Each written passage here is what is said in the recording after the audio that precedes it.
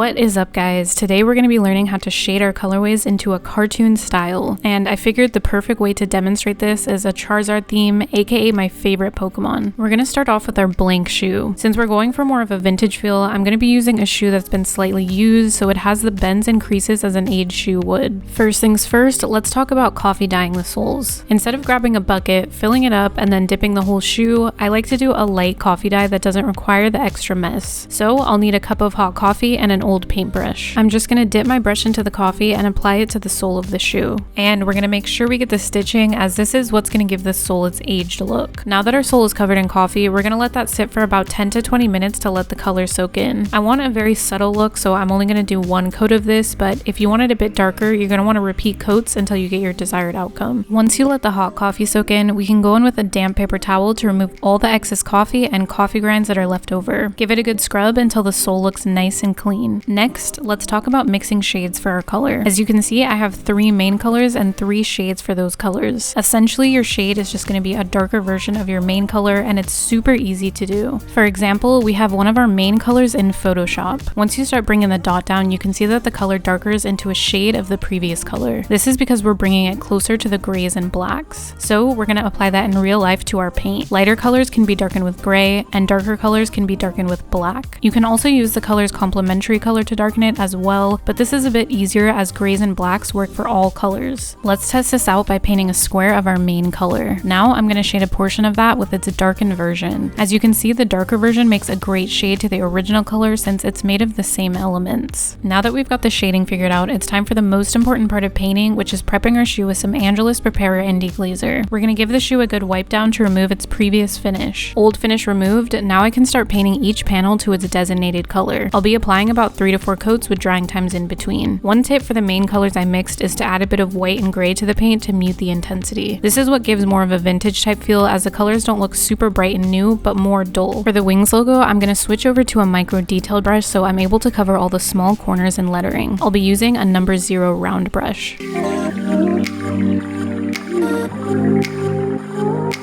The next step is completely optional, but for more peace of mind, we're going to sketch in the areas that the shading is going to go on the shoe. For the cartoon look, it's always fun to add shading as an outline around every panel, but I'm also going to have some panels shaded at one angle. And then once we have those guidelines sketched in, it's going to be a lot easier just color blocking in the area with your darkened color. Here's how shading typically works. We're going to think of our object with the light source angled on it. This light source could come from any angle. As the light shines down, the edge of the shape brightens. These are where our bright colors are. Opposite of that is where the shading lies, or where our dark colors will go. So when we shade this panel of our shoe, we're going to assume the light source is to the left and the shading occurs on the far right of the panel. For other panels, our light source can go in different directions to make the custom look as dynamic as possible. For the rest of the shoe, I'm going to do as mentioned and create kind of an outline around each panel for the cartoon look. I'm going to use the stitching as a guide and create the outline beside the outer stitching. From there, I'll be filling in the space within the outline I created.